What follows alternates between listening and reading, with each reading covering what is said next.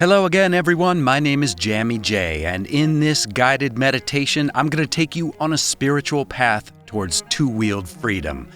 I want you to close your eyes and relax. Release all the troubles in your mind, just clear it out. Now I want you to think of yourself just cruising down the road on a motorcycle. It can be any bike. Now slowly twist the wrist and ride into the great unknown. Yes, we read the comments at Yammie Noob. Today we're going to talk about the 5 rare motorcycles that we never received in the US. 5 bikes where the manufacturers decided that we, as Americans, should not have the freedom to ride. What gives? Papa Yams could not make it for this video because he's off on another vacation, adventure, or he's fighting crime somewhere in spandex or in a rubber suit. Did I say too much? Much like the Mitsubishi Evos generations 1 through 7, every generation of the Nissan Skyline from inception until the R34 and many others, we didn't get the cars we wanted oh so badly. The rest of the world sheltered the US from having some of the best bikes around, which really makes us here at Yammie Noob wonder if they really want sales to increase. Triumph, anyone? Without further ado, here are the 5 bikes we wish we had in the US, but for some odd reason they didn't sell to us. Number 5, Yamaha XJR 1300. This isn't a crotch rocket nor something ultra special, but the Yamaha XJR 1300 is a choice many US riders would have loved. This bike had a 1251cc inline 4-cylinder engine, touting an impressive 98 horsepower and 80 pound-feet of torque. Talk about your wheelie-poppin' machine. This thing can move. As a naked bike with retro looks, it would have been perfect for daily riding, carving canyons, or for cruising. Why Yamaha didn't give us this bike, no one will really know. It's not stupid crazy, it's just another regular bike with some power to it. This bike was discontinued in 2016, so no one gets to enjoy it anymore, regardless of where they live.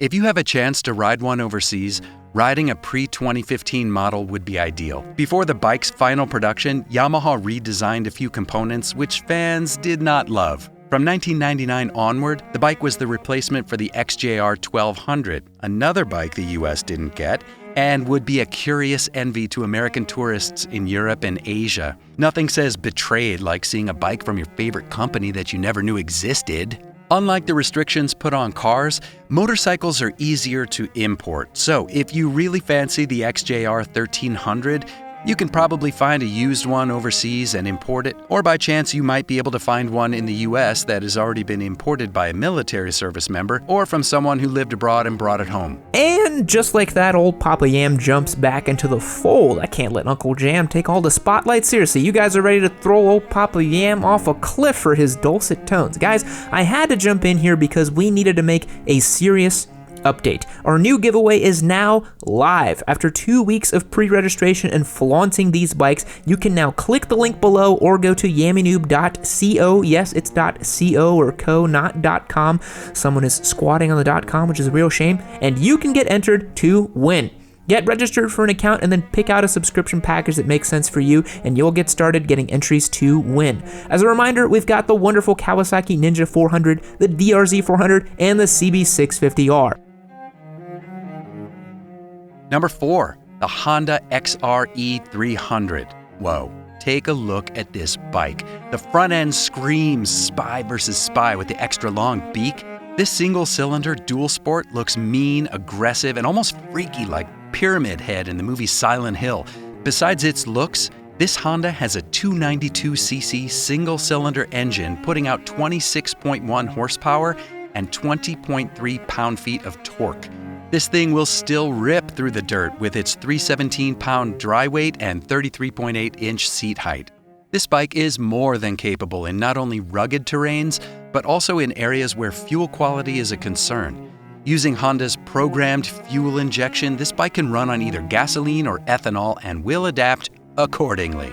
It's almost the perfect dual sport bike for beginners in the dirt or ones coming from other disciplines of motorcycling, but for some reason it hasn't been released in the US. The bike was actually developed in Brazil, and is quite popular in South America. Military and police forces of various countries use it for scouting since it's such a nimble off-road bike. Mainly the Brazilian military and the Colombian police forces. Production has been ongoing since 2009, and it was the replacement for the XR250 Tornado and the NX4 Falcon.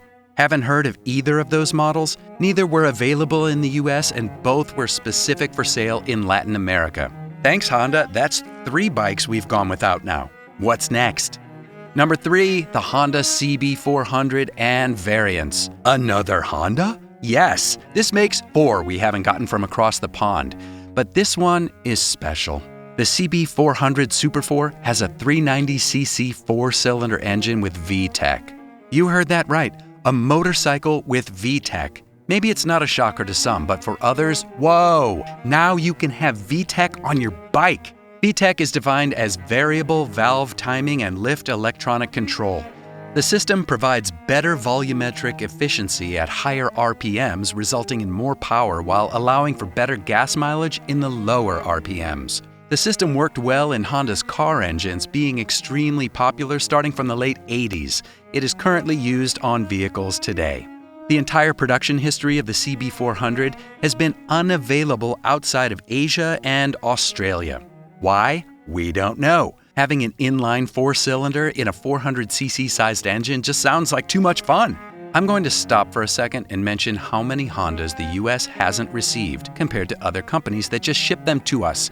The CB400 has 55 horsepower and 29 pound-feet of torque. This makes it a contender against a lot of beginner bikes available within the US. For a standard bike, it beats out a lot of the other companies' cruisers, standards, and nakeds in the sub-600cc displacement range. The CB400 isn't anything different from what we would expect from Honda, but it does resemble the big brother version of the Grom. Maybe in the next years, Honda will finally send us this bike so we can have something different to ride in the MSF course. Honda, stop keeping your bikes from the US. They don't require a left-hand drive conversion. Number 2, the Suzuki GS 1200 SS. So this one probably isn't on the top of your sexiest bikes list, but it comes from Suzuki and for some reason wasn't sold in the US market. It's actually a rebranded GSX-R 1100, so it really has the dated, or in today's term, retro look to it. The engine is an 1153cc inline 4-cylinder, and it comes with a suspension and braking package upgraded from the original GSX-R. Its production was short-lived, only lasting a couple of years and probably to exhaust remaining parts from the GSX-R production. F. The bike's known for its punchy 100 horsepower and 69.3 pound of torque engine, which is great even by today's standards. It's not the leader bike that you dream about, but it's the leader bike that'll make do and still drop modern-day race-ready 600s. A 5.28-gallon fuel tank allows you to cruise around like it's the 1990s and still have roughly 65 miles per gallon. I bet the insurance on a GS 1200 SS would be less than the GSX-R 1100. Just saying. From a sport bike to a retro racer, this bike would have been great in the US. We did, however, get the original GSX-R 1100. You can still find those on Craigslist and Facebook Marketplace with the tagline, "Original Gixxer, never beaten on, 55K miles, I know what I have, 10K OBO." Number 1, the Paton BB3. If you're a total noob and end up down a rabbit hole on the internet researching bikes, then maybe, just maybe, you've heard of Paton. This company in Italy has done a few co-op projects with other manufacturers to bring a very unique take on designs and styles of motorcycles. Currently, Paton was purchased by Kawasaki, is returning to Italy for production, and they have a bike with the H2 engine in it. The Paton BB3 is a bike made from the same mashup kind of mentality. The bike itself has carbon fiber components, ABS, traction, and wheelie control, and did I mention the engine from the BMW S1000RR? Why don't we have this bike here? If it's more expensive than the BMW model, I get it. If it's cheaper, come on now, we want a cheap S1000RR, don't you?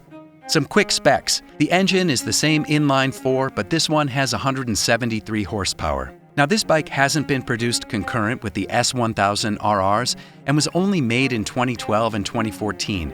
That might explain the difference in power. For what it is a unique bike with Italian flag-inspired colors and all Öhlins suspension setup. For the most part, Paton is a company that seems to have gotten itself around, engine builders at least. They've produced models with the help of Yamaha, Suzuki, Harley-Davidson, BMW, Kawasaki, Honda, and even Ducati. Wow! So why don't we see any of these bikes in the States? Well, that does it for some bikes that we probably didn't know about but now want in the US. Do you have any stories about riding motorcycles in foreign countries that you couldn't purchase in the US? Have you been lucky enough to buy one of these or a different bike overseas and been able to bring it home to the good old US of A? Let us know in the comments. There are bound to be some crazy stories about trying to ship home some of these bikes. Fact: during a space mission, astronauts figured out and discovered that a frog can vomit. It will regurgitate its whole stomach until it hangs out of its mouth, and then it cleans it out with its arms. It swallows its stomach back down again when it's finished. Gross. Goodbye.